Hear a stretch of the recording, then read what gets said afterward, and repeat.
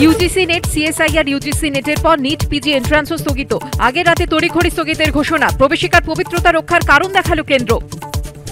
NEET PG স্থগিত নিয়ে সরব রাহুল। মোদির আমলে কিভাবে শিক্ষা ব্যবস্থা ধ্বংস হয়েছে এটা আরেকটা উদাহরণ। পড়ুয়াদের ভবিষ্যতের জন্য সবচেয়ে বড় বিপদ এই সরকার, পোস্ট কংগ্রেস সাংসদের।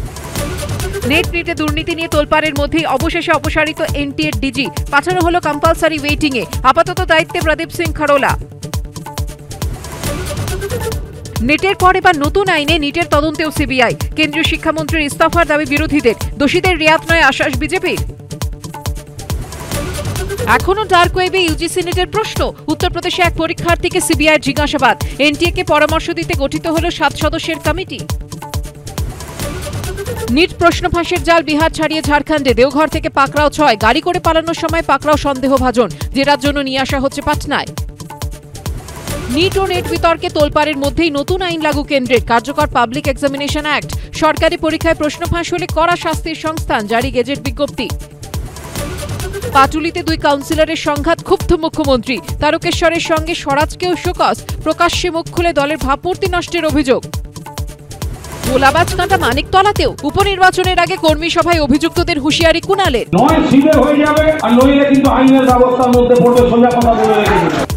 বুধবার উপনির্বাচনে জয়ী প্রার্থীদের শপথ গ্রহণের জন্য রাজ্যপালের চিঠি। শপথ বাক্য পাঠ করাবেন কে? ধোঁয়াশার মধ্যেই না জানানোর অভিযোগ বিধানসভার অধ্যক্ষের। কাকসায় গ্রেফতার সন্দেহভাজন জঙ্গি। বাংলাদেশে জঙ্গি সংগঠনের সদস্য, দাবি এসটিএফ এর। বঙ্গে মডিউল তৈরির পরিকল্পনা, ইউএপিএতে মামলা রুজু। দুদিনের ভারত সফরে শেখ হাসিনা, নরেন্দ্র মোদীর সঙ্গে বৈঠক। একাধিক দ্বিপাক্ষিক বিষয়ে আলোচনা। বাংলাদেশিদের জন্য ভারতে চালু হচ্ছে ই-মেডিকেল ভিসা। টি20 বিশ্বকাপে বাংলাদেশকে হারিয়ে সেমিতে যাওয়া কার্যত নিশ্চিত ভারতের। প্রথম ক্রিকেটার হিসেবে বিশ্বকাপে 3000 রান পেরোলেন কোহলি।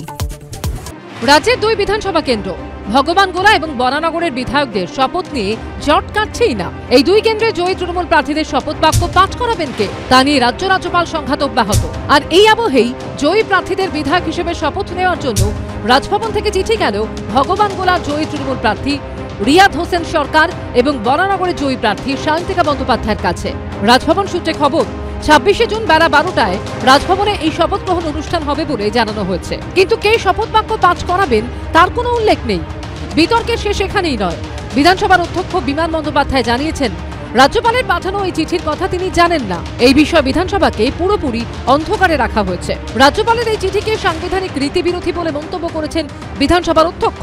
রাজভবন সূত্রে খবর, এর আগে বিধানসভার সচিবের তরফে অনুমোদন চেয়ে চিঠি পাঠানো হয়েছিল রাজভবনে। তবে রাজভবন সূত্রে দাবি করা হয়েছিল পরিষদীয় দপ্তর থেকে অনুমোদন চেয়ে কোনো চিঠি আসেনি রাজভবনে। কিন্তু প্রাপ্ত চিঠির পাল্টা চিঠিতে বিধানসভার সবথেকে প্রবীণ বিধায়ক, SC/ST বিধায়ক এবং সর্বকনিষ্ঠ বিধায়ক সম্পর্কে জানতে চান রাজ্যপাল।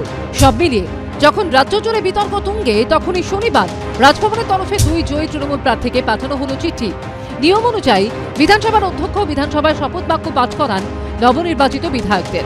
তবে 26 তারিখ রাজভবনে শপথ বাক্য পাঠ করানো হলে সেক্ষেত্রে বিধানসভার অধ্যক্ষ নয়, রাজ্যপালই শপথ বাক্য পাঠ করাতে পারেন বলে অনুমান ওয়াকিবহাল মহলে। এর আগেও বিধায়কদের শপথ নিয়ে রাজ্যপাল সংঘাত দেখেছে রাজ্যবাসী। ধূপগুড়ি বিধানসভার জয়ী তৃণমূল প্রার্থী নির্মল রায়কে বিধায়ক হিসেবে শপথ বাক্য পাঠ করান রাজ্যপালই। তার আগে জগদীপ ধনখড় রাজ্যপাল থাকাকালীন বিধানসভায় গিয়ে শপথ বাক্য পাঠ করিয়েছিলেন নবনির্বাচিত বিধায়কদের। এবার রাজভবনের চিঠি প্রসঙ্গে বরানগরের জয়ী তৃণমূল প্রার্থী সায়ন্তিকা বন্দ্যোপাধ্যায় জানান, রাজভবনের চিঠি পেলেও যাওয়ার বিষয়ে চূড়ান্ত সিদ্ধান্ত নেবে দলই।